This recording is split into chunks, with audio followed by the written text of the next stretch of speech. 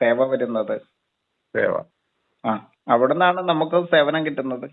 ആ പൂജ സേവ എന്നാണ് അർത്ഥം. സേവ. അതെ, നമ്മൾ അങ്ങനെ സേവയിലൂടെ ഭജനത്തിലൂടെ നമുക്ക് ജനിക്കുന്ന ആ ജ്ഞാനമാർഗത്തിലൂടെയാണ് നമ്മൾ സ്വർഗീയത അനുഭവിക്കുന്നത്. ഭക്തിയുള്ളവരുടെ കൂട്ടമാണ് അവിടെ ഉണ്ടാവുന്നത്. യുക്തിയുടെ കൂട്ടമല്ല അവിടെ ഉണ്ടാവുന്നത്, ഭക്തിയുടെ കൂട്ടമാണ് ഉണ്ടാവുന്നത്. അപ്പോഴാണ് മുക്തി ലഭിക്കുള്ളൂ. യുക്തിയുടെ കൂട്ടത്തിൽ നിന്ന് മുക്തി ലഭിക്കില്ല. മനസ്സിലായോ?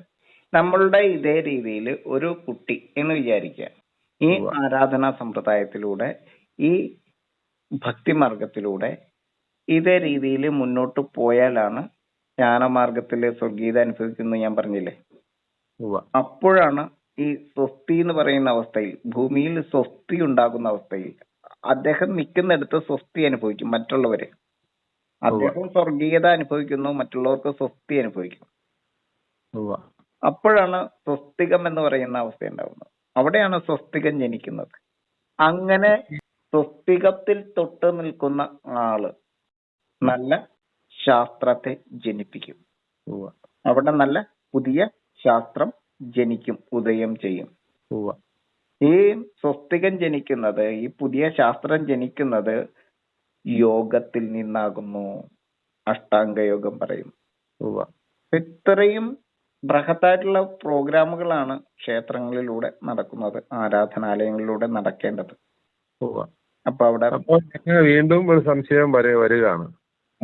അങ്ങയോട് ഞാൻ ആദ്യം തന്നെ ചോദിച്ചത് പ്രാർത്ഥനയും പ്രവൃത്തിയുമാണ്. അതെ. അവിടുന്ന് ഇത്രയും തലങ്ങളിൽ അങ്ങനെ പറഞ്ഞ് മനസ്സിലാക്കി തന്നു.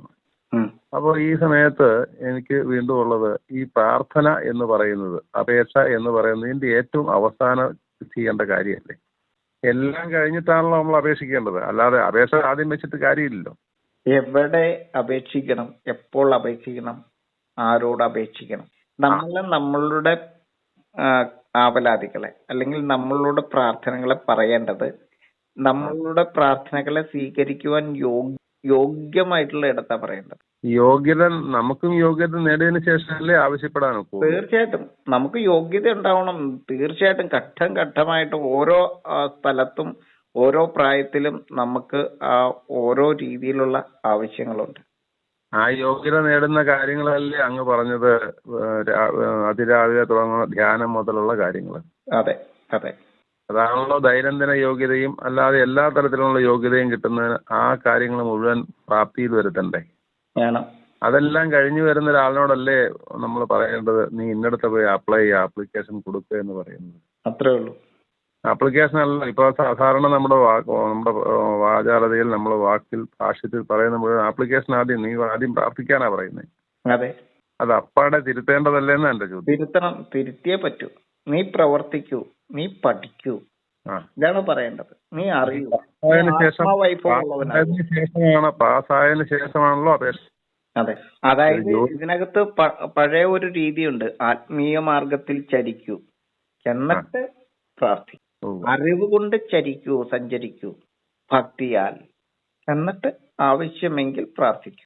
ഭാരതീയരോട് പ്രാർത്ഥിക്കാനും പറഞ്ഞിട്ടില്ല, യജിക്കാനാ പറഞ്ഞ. പ്രാർത്ഥിക്കുന്നവർ എത്ര ആള് പ്രാർത്ഥിച്ചാലും പ്രാർത്ഥിക്കുന്നവർക്ക് ആ മുഴുവൻ അപേക്ഷയെയും സ്വീകരിക്കുന്ന രീതിയിൽ ആക്ഷേപിക്കാതെ അവരുടെ മുഴുവൻ കാര്യങ്ങളെയും ചെയ്തു കൊടുക്കുവാൻ പ്രാപ്തിയുള്ള യജിക്കുന്നവനാകാനാ പറഞ്ഞിരിക്കുന്നത്.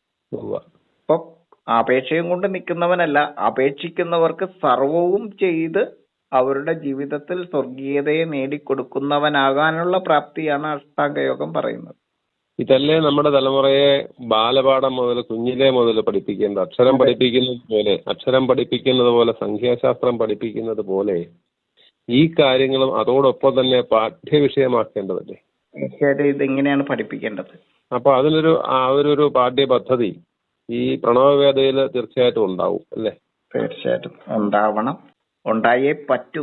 കാരണം അന്ധവിശ്വാസത്തിന്റെ ഒരു ജീവിത രീതി കൊണ്ട് ഏതൊരു രാജ്യവും നശിച്ച് മൺമറഞ്ഞു പോകുകയുള്ളൂ. നമ്മൾ ദുരന്തം വരുമ്പോഴും പ്രാർത്ഥിച്ചുകൊണ്ട് നിൽക്കുക. ഇപ്പൊ ഇതിന് ആചരണ ശുദ്ധിയാണ് വേണ്ടത് അല്ലേ? അറിവാണ് വേണ്ടത്, ആത്മാർത്ഥമായിട്ടുള്ള അറിവ്. അർത്ഥത്തെ അറിഞ്ഞ് അനർത്ഥത്തെ നീക്കുന്ന ആചാരങ്ങളെ ചിട്ടപ്പെടുത്തുന്ന നല്ല ആചാര്യന്മാരുടെ കുറവാണ് ഇവിടുത്തെ പ്രശ്നം. അപ്പൊ ആചരണ ശുദ്ധി ആണ് ഇപ്പൊ ഈ അങ്ങ് പറഞ്ഞത്. നമുക്ക് ആചരണം എല്ലാവരും ചെയ്യുന്നുണ്ട്, അതിന് ശുദ്ധിയോടുകൂടിയല്ല ചെയ്യുന്നത്, ക്രമപ്പെടുത്തിയല്ല ചെയ്യുന്നത്. അതിന്റെ വിശ്വാസത്തോടുകൂടിയോ ഭക്തിയോടുകൂടിയോ ബുദ്ധിയോടുകൂടെ അല്ല ചെയ്യുന്നത്, വേണ്ടത്ര ബുദ്ധിയോടുകൂടി. അതെ, നമ്മൾ അർത്ഥത്തെ അറിഞ്ഞ് ആചരിച്ചില്ലെങ്കിൽ അനർത്ഥങ്ങൾ ഉറപ്പാണ്. നമുക്ക് നമ്മളുടെ പ്രാർത്ഥനകൾക്ക് ഞാൻ പറഞ്ഞില്ലേ ഏറ്റവും ഫലം ഉണ്ടാവണ്ടേ.